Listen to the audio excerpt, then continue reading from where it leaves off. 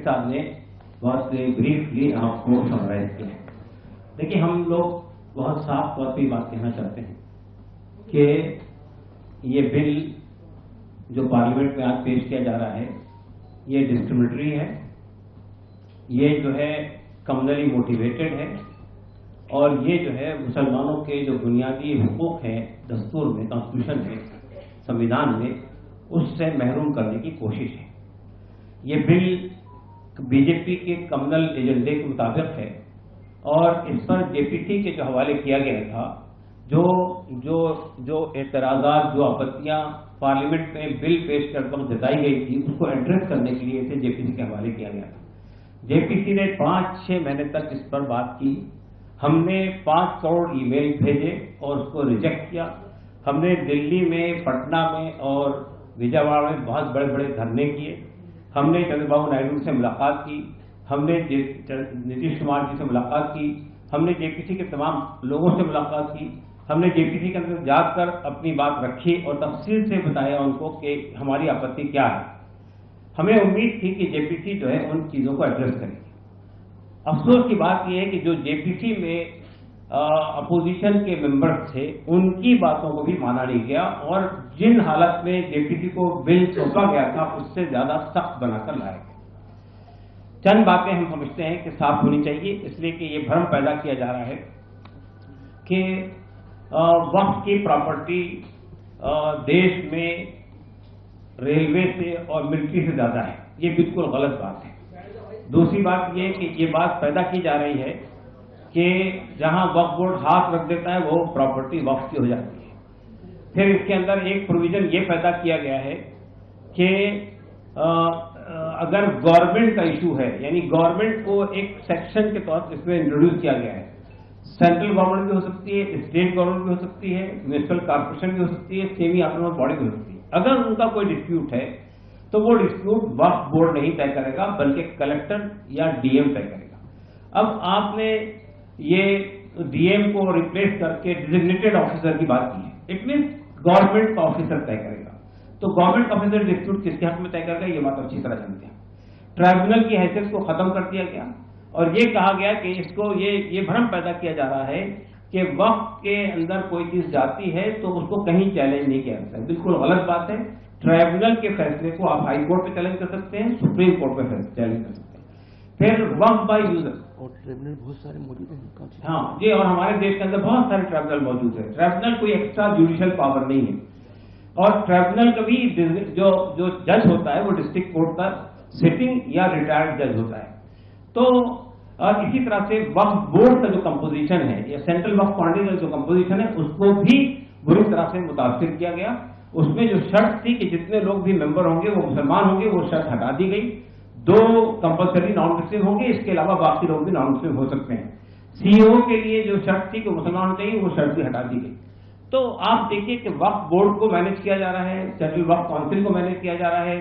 وقف by user کے سلسلے میں یہ بات آ رہی ہے, اور خاص طور سے یہ جو ہماری سو کالڈ بی جے پی کے الائز ہیں وہ یہ کہہ رہے ہیں کہ ہم نے جو امینڈمنٹ موو کیے تھے وہ امینڈمنٹ گورنمنٹ نے ایکسپٹ کر لیے. What where the amendment? یہ کہا جا رہا ہے وقف بائی یوزر میں یہ بات گورنمنٹ نے تسلیم کر لی ہے کہ اب تک جو پراپرٹی وقف بائی یوزر کے طور پہ استعمال ہوتی تھی وہ ایز اٹ از رہے گی. البتہ آئندہ وقف بائی یوزر کا اطلاق نہیں ہوگا. لیکن اس میں ایک کلوز یہ جوڑ دیا گیا کہ اگر کوئی پراپرٹی ڈسپیوٹڈ ہے تو وقف بائی یوزر اس پہ لاگو نہیں ہوگا. تو ڈسپیوٹڈ پراپرٹی تو بہت ساری ہے جو گورنمنٹ نے کنٹرول کر رکھی ہے, جس کو ڈسپیوٹڈ بنا دیا گیا ہے. اس کا فیصلہ اب ٹریبیونل سے نہیں ہوگا, اس کا فیصلہ کلیکٹر کرے گا. ہندو انڈاؤمنٹس ہیں یا جو سکھ انڈاؤمنٹ ہے, they are getting same provision, same protection. What protection is given to the waqf properties. تو آپ اگر ہمارے ہاں تبدیلی کر رہے ہیں تو کیا آپ یہ کہنا چاہتے ہیں کہ آپ ہندو انڈاؤمنٹ کے اندر بھی تبدیلی کریں گے؟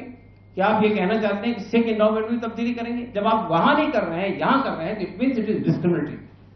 تیسری بات یہ کہ یہ لمیٹیشن کا جو قانون ہے, لمیٹیشن کا قانون یہ کہ کسی پراپرٹی پہ کہیں آپ نے 12 سال تک قبضہ کسی نے کر رکھا ہے تو وہ پراپرٹی کو اگر آپ نے چیلنج نہیں کیا تو وہ پراپرٹی جس نے قبضہ کیا اس کی ہو جائے گی.